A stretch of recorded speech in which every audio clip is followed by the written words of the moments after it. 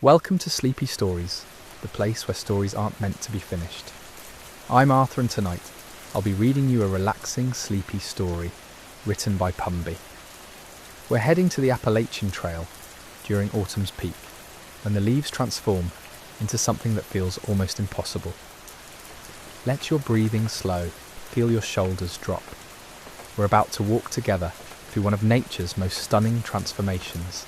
The first thing that strikes you isn't visual, it's the air itself, crisp and clean, carrying that unmistakable scent of fallen leaves and damp earth. You're standing at the trailhead somewhere in the Blue Ridge Mountains, early October, when the deciduous forests are performing their annual masterpiece. The temperature hovers around 55 degrees, cool enough for layers but warm enough that you won't need them for long once you start moving. Your boots press into the packed dirt path, soft but not muddy, perfect conditions. The trail ahead winds upward through a tunnel of trees, and already you can see the canopy above, glowing in shades that seem borrowed from a painter's fever dream. Amber, rust, gold, deep crimson, each leaf a small flame that somehow doesn't burn. You begin walking, finding that easy rhythm where your breathing syncs with your steps.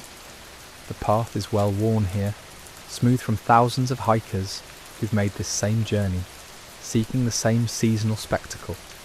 Around you, the forest is alive with quiet sounds, a woodpecker hammering somewhere in the distance, the rustle of a chipmunk darting through the underbrush, your own footfalls creating a steady, meditative pattern. The Appalachian Trail stretches over 2,000 miles from Georgia to Maine, but right now, this particular section feels like its own complete world.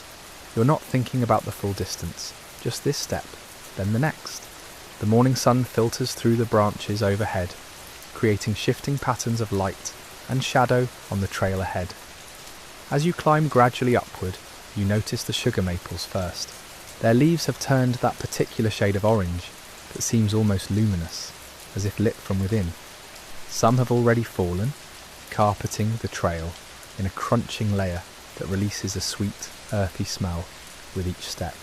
You pause to pick one up. The leaf is perfect, unblemished, its 5 points still intact, veins visible against the light when you hold it up to examine it. How long does this transformation actually take? The question drifts through your mind lazily. Weeks, really. The chlorophyll breaking down, revealing the pigments that were there all along, just hidden.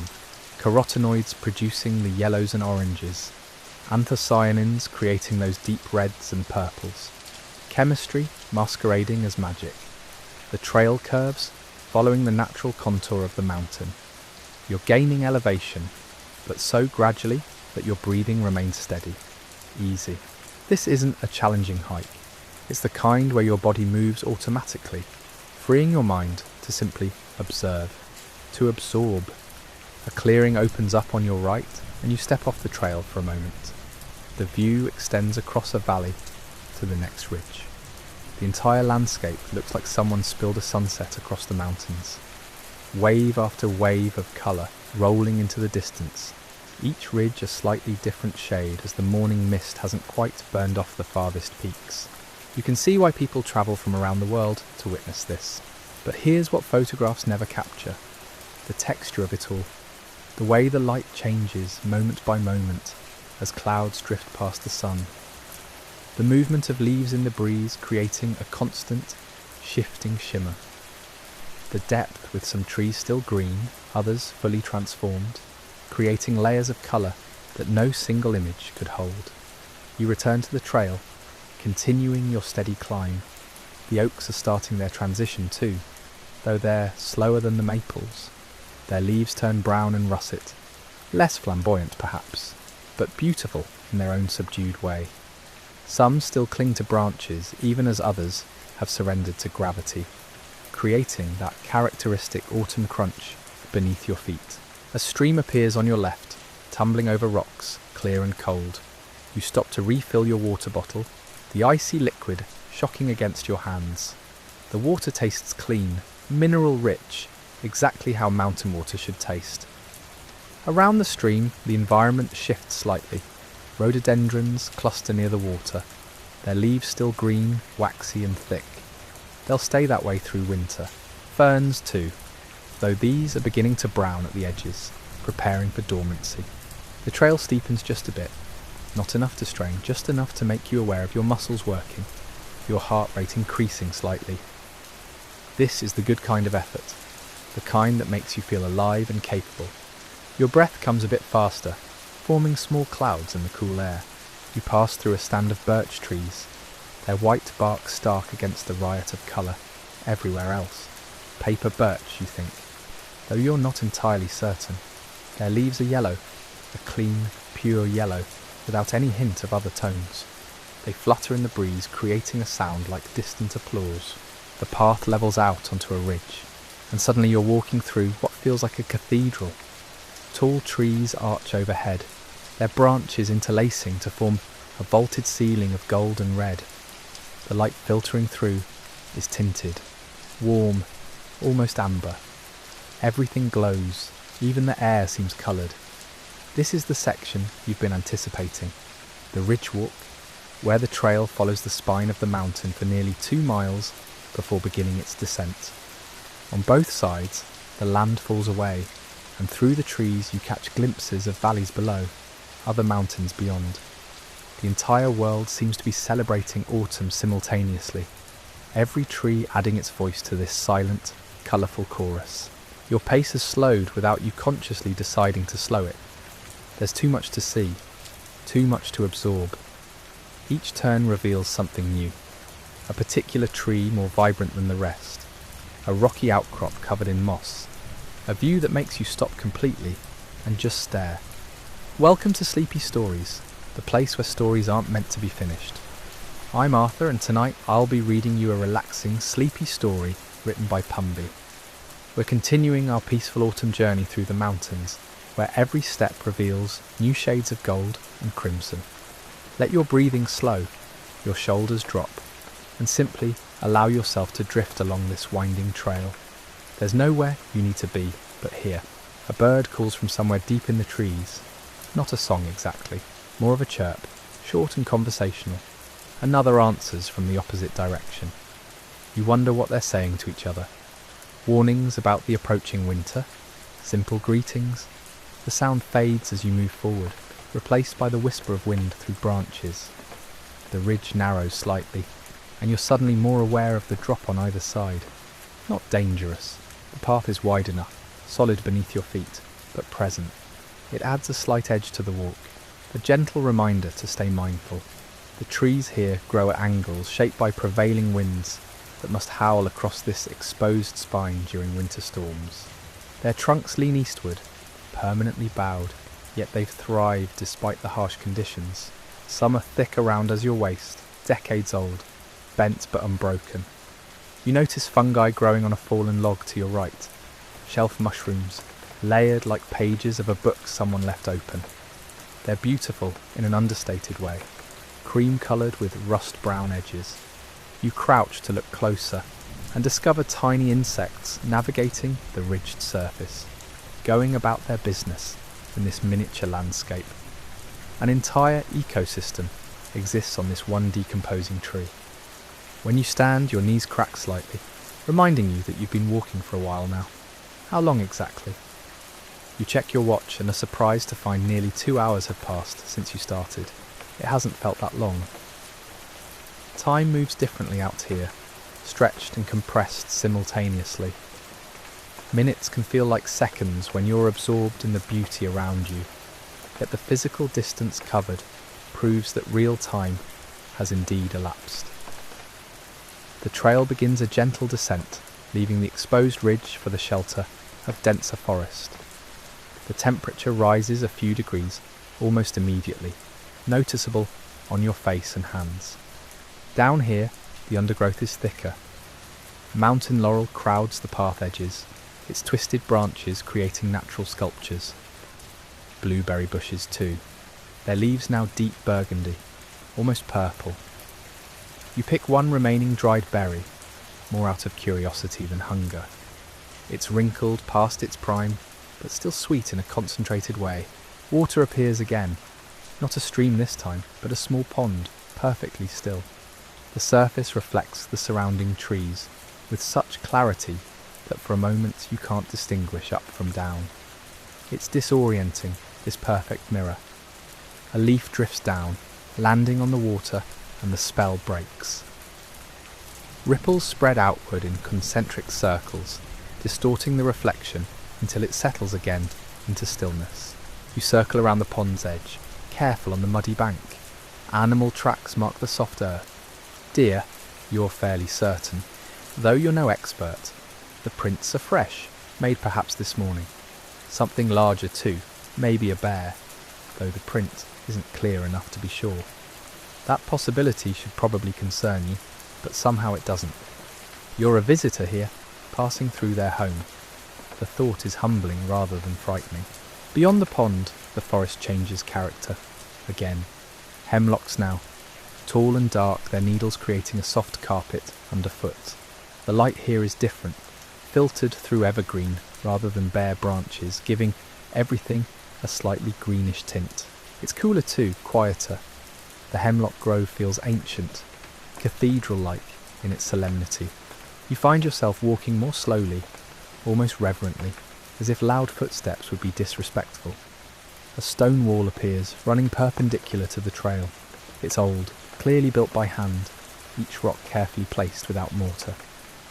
Moss covers most of it now, and small trees grow from gaps where stones have shifted over decades.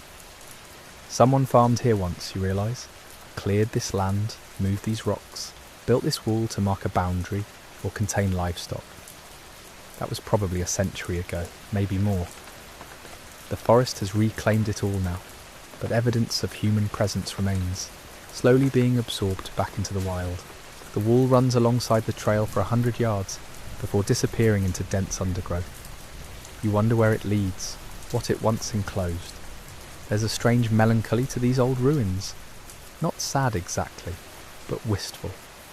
Reminders that everything is temporary, that nature always wins eventually. The thought isn't depressing though. There's something comforting about it, actually. The forest's patient reclamation of what was briefly borrowed. You're thirsty again, so you stop and drink. The water from the mountain stream is still cold in your bottle, refreshing. You eat an apple you packed, its crisp sweetness perfect after the mild exertion of walking. Juice runs down your chin, and you wipe it away, suddenly aware of how present you feel in your body.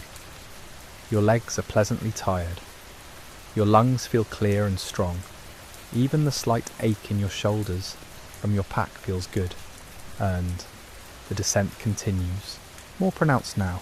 The trail switches back and forth, easing down the mountainside. Through gaps in the trees, you catch glimpses of where you've been. The ridge you walked now high above you. It's remarkable how much elevation you've lost without really noticing. Step by step, the mountain releases you back toward lower ground. Welcome to Sleepy Stories, the place where stories aren't meant to be finished. I'm Arthur, and tonight I'll be reading you a relaxing, sleepy story written by Pumby. We continue our peaceful mountain walk, descending through ancient forests where time moves differently. Let your breathing slow as we wander deeper into this tranquil wilderness, where each step brings you closer to complete rest. The trail opens onto a wider path, clearly more travelled. Other boots have packed the earth here, creating a smooth ribbon through the forest. You notice the change immediately. The wilderness hasn't disappeared, but it feels less remote now, more shared. Somewhere ahead, this trail connects with others, leads back to parking lots and trailheads, and the world you temporarily left behind. But that's still far off. For now, you're alone with the trees and the soft sound of your own footsteps.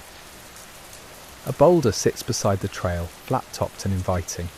You drop your pack and sit, grateful for the rest. The stone is cool through your pants, solid and ancient. How long has this rock been here?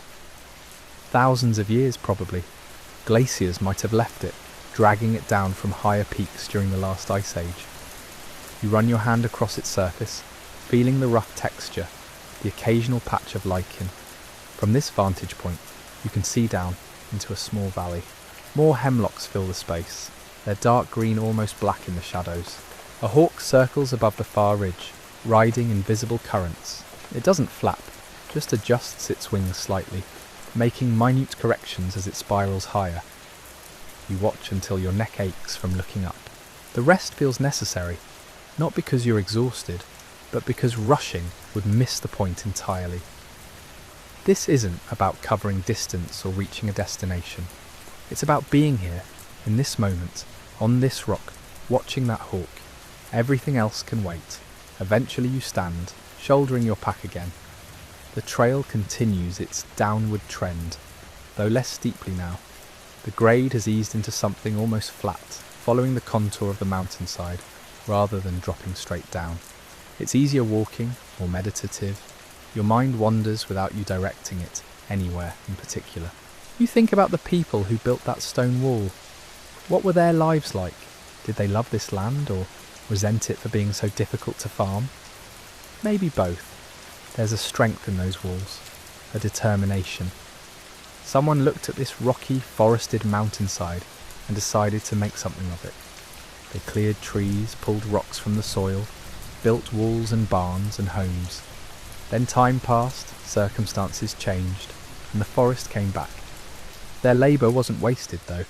It meant something while it lasted. That has to be enough. The philosophical mood surprises you. Mountains do this, you suppose. They put human concerns in perspective without making you feel small. There's a difference between insignificance and being part of something larger. You feel the latter right now.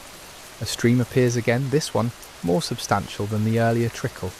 It runs parallel to the trail for a while, tumbling over rocks in a series of small cascades. The sound is musical, varied, never quite repeating itself. You stop to refill your water bottle, adding a purification tablet and waiting the required time. The stream looks clean, probably is clean, but you're cautious anyway. While you wait, you notice mushrooms growing on a fallen log beside the stream. They're beautiful, delicate things, with cream-coloured caps and impossibly thin stems.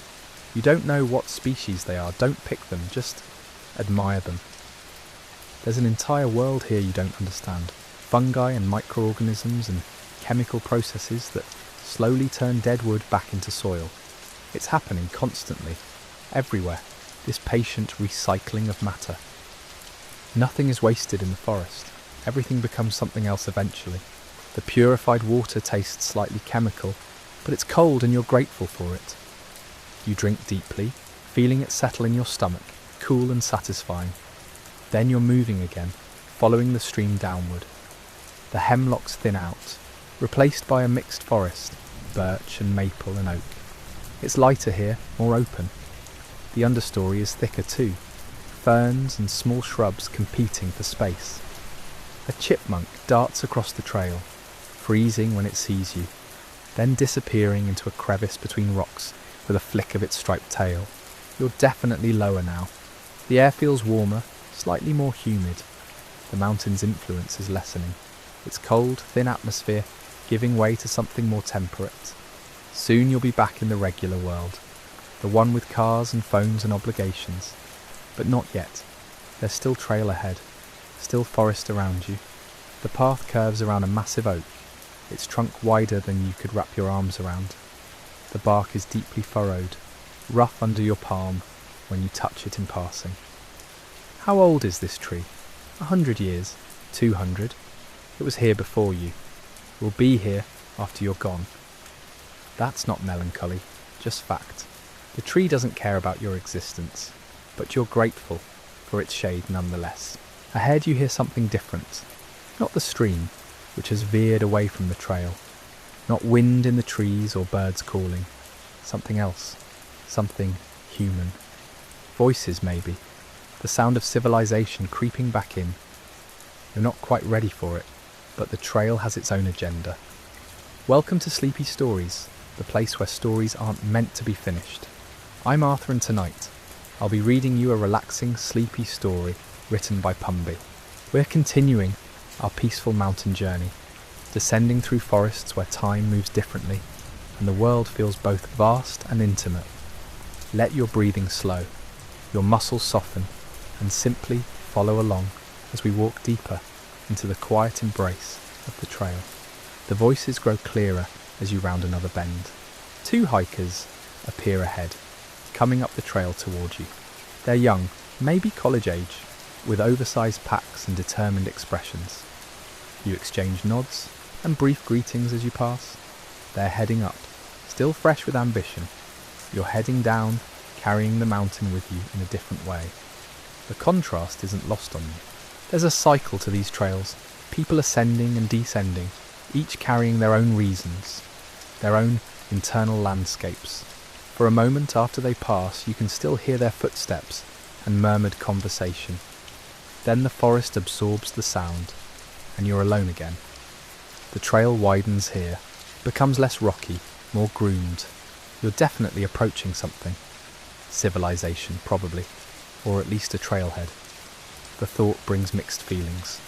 Relief at the prospect of rest, yes, but also a reluctance to leave this green sanctuary. The forest has been good to you today. It asked nothing, judged nothing, simply existed around you while you moved through it. That's a rare gift in a world that constantly demands performance, productivity, proof of worth. You pass a trail marker, weathered but legible, 1 mile to the parking area. So it's almost over, this particular journey. You're surprised how quickly the miles passed once you left the summit. Downhill always feels faster, partly because it is, partly because your mind measures progress differently when you're returning rather than seeking. A wooden bridge appears ahead, spanning a wider section of stream. The planks are solid under your boots, recently maintained. Someone cares for this trail, spends time replacing boards and clearing fallen trees and making sure people can pass safely. You'll never know who, will never thank them directly, but you're grateful nonetheless. The bridge is painted a muted brown that blends with the forest. Underneath, the water runs clear over rounded stones. You pause in the middle, looking downstream to where the forest thickens again. A flash of blue catches your eye, a bird landing on a branch overhanging the water. It's a blue jay, vivid against the green, crest raised as it surveys its territory. The bird calls once, that harsh, distinctive cry, then falls silent. You watch it for perhaps 30 seconds before it launches itself back into flight, disappearing into the canopy. These brief encounters with wildlife feel significant in the moment, though you know they're ordinary occurrences in the bird's day. Still, you'll remember this one. Off the bridge now, the trail follows the stream more closely. The forest floor is carpeted with last year's leaves, soft and silent under your steps. Occasionally, you catch glimpses of the water through the trees, silver flashes between trunks. The sound of it is constant now, a low rushing that fills the spaces between your thoughts. It's meditative, that sound. No wonder people record streams and rivers for sleep apps. There's something fundamentally soothing about moving water. Maybe because it represents change without chaos, motion within pattern. The trees are different here, bigger and older. You've descended into a cove, a protected valley where conditions favour growth. The oaks are enormous, their branches spreading wide, creating a cathedral effect. Sunlight filters through in shifting patterns, dappling the trail ahead. You slow down without deciding to, wanting to extend these final minutes. Soon there will be a parking lot, your car, the drive home, the return to regular life with its screens and schedules. But right now, there's still this. A family appears ahead, coming toward you. Parents and 2 small children. The kids energetic, despite what must have been a decent hike for their age. One of them, a girl maybe 6 years old, is carrying a walking stick taller than she is. She looks proud of it. This found treasure. You smile at them as you pass, and the parents nod back, looking pleasantly tired. The kids barely notice you, absorbed in their own adventure. You wonder what they'll remember from today. Probably not specific trees or trail markers, but maybe a feeling, a sense of accomplishment. The forest itself as a green and living presence. That's worth something. The trail makes one final curve, and suddenly you can see it. The parking area, a cleared space with a few cars scattered across gravel. Your vehicle is there, right where you left it hours ago. It looks somehow foreign now, this metal machine sitting in the forest. The transition is always jarring, this return to the mechanical world, but you're ready for it, more or less. The mountain gave you what you came for, though you couldn't have articulated what that was when you started. You emerge from the tree line, boots crunching on gravel now instead of soft earth. The sun is lower, late afternoon settling into evening. How long were you up there? Longer than planned, probably, but time felt different on the trail. More honest somehow, measured in effort and observation rather than arbitrary hours. You reach your car, drop your pack beside it, and stretch. Your legs are tired, your shoulders stiff where the pack strap's pressed. Tomorrow you'll feel this hike in muscles you forgot you had. Welcome to Sleepy Stories, the place where stories aren't meant to be finished. I'm Arthur, and tonight I'll be reading you a relaxing, sleepy story written by Pumby. We're joining a hiker at the end of a mountain trail, that peaceful moment when the wilderness gives way to the familiar world. Let your breathing slow, settle into comfort, and allow this quiet conclusion to carry you toward rest. But there's no hurry yet. You lean against the car, looking back toward the trailhead. The forest stands there, dense and green, holding everything you just experienced. The switchbacks, the summit views, the quiet moments beside the stream. All of it still exists back there, continuing without you. Other hikers are probably on those trails right now, having their own encounters with the mountain. It's strange how places can be so personal and so shared at the same time. You pull out your water bottle, nearly empty now, and finish what's left. The water is warm, slightly plasticky, nothing like the cold stream you passed earlier. Still, your body accepts it gratefully.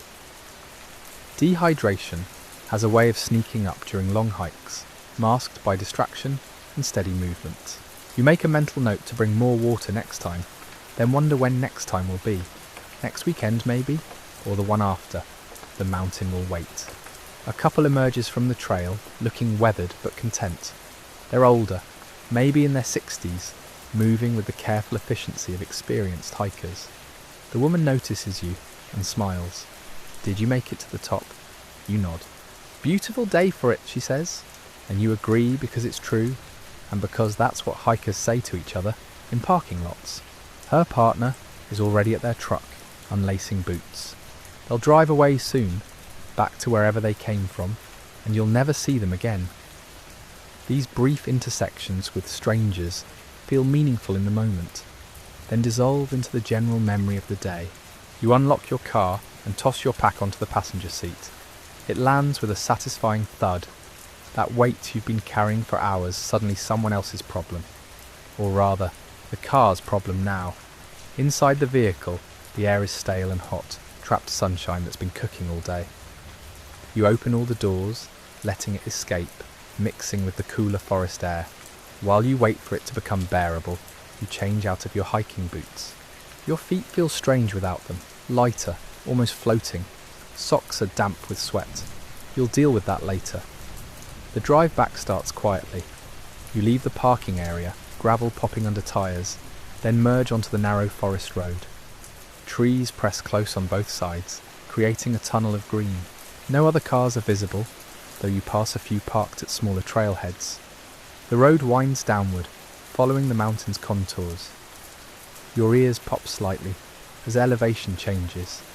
It's a strange reversal, descending in minutes what took hours to climb on foot. After 20 minutes, the forest begins to thin. Houses appear, scattered at first, then clustered into something resembling a town. A gas station, a small grocery store, a diner with 3 cars in its lot. Civilization reasserting itself gradually. You could stop, grab food, but you're not hungry yet. The trail snacks are still sitting heavy in your stomach. The radio comes on when you restart the car after a brief stop sign. Some song you half recognise, already in progress. You leave it on, a gentle re-entry into the world of noise and information. The DJ's voice eventually interrupts, cheerful and caffeinated, announcing the time. Later than you thought. The afternoon really did disappear up there. Ahead, the road widens into a proper highway. Traffic increases, though it's still light. Other people returning from their own Saturday adventures, probably. The family in the minivan might have been at a lake. The truck with bikes on the back could be returning from different trails. Everyone moving through their own version of the day. Your mind drifts, not quite thinking, not quite blank. Images from the hike surface randomly. The texture of tree bark under your palm. That moment of vertigo at the cliff edge. The cold shock of stream water on your wrists. These memories are already beginning to soften, losing their sharp edges, becoming the story you'll tell instead of the experience itself. By tomorrow, you'll remember remembering rather than the actual events. That's how it works. You pass a sign for your exit 20 miles away. The familiar landmarks of home territory start appearing. That billboard you always notice, the overpass where traffic always slows, the weird sculpture in front of the office park that nobody understands. These things anchor you back into regular life, the life that was waiting patiently while you walked in circles on a mountain. When you finally pull into your driveway, the sun is setting properly. The sky has gone orange and purple, that brief spectacular show before darkness. You sit in the car for a moment after turning off the engine, not avoiding going inside exactly, just extending the transition. The day feels complete somehow, properly finished.